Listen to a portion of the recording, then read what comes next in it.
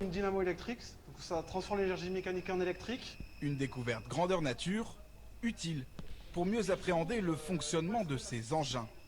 Je savais pas que c'était comme ça.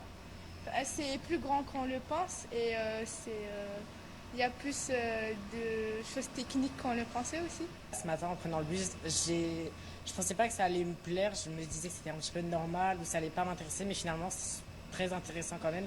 Et ben, je pensais pas du tout que ça fonctionnait comme ça. L'occasion pour ces adolescents de poser leurs nombreuses questions aux professionnels sur un sujet parfois ambivalent. Est-ce que les gens, du coup, ils veulent parce que ça leur bouche la vue ou quoi? Il y a des personnes qui n'aiment pas l'éolien, qui trouvent ça pas beau, d'autres qui trouvent ça beau. C'est subjectif. C'est chacun a son opinion. Et en fait, on a besoin de développer les énergies renouvelables. De quoi entraîner son esprit critique. La polémique était là, et donc je leur ai dit, là, vous pourrez poser toutes vos questions et vous faire une idée vous-même, par rapport à vous-même, de si c'est bien ou si c'est pas bien l'éolien, et si c'est de l'avenir ou pas.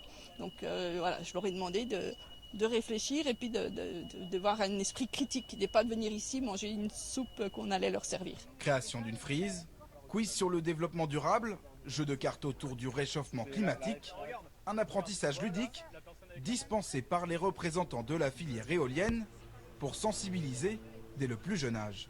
On se rend compte, même en allant voir des élus, des communes, des propriétaires, que ces questions reviennent de manière très régulière et qu'il y a un manque de communication de manière générale. Que ce soit au niveau télévisé, médias, on en parle peu, ou alors on ne fait pas forcément diffuser les informations pédagogiques nécessaires, d'où l'intérêt de pouvoir présenter tout ça justement aux enfants et à tous ceux qui peuvent venir sur site.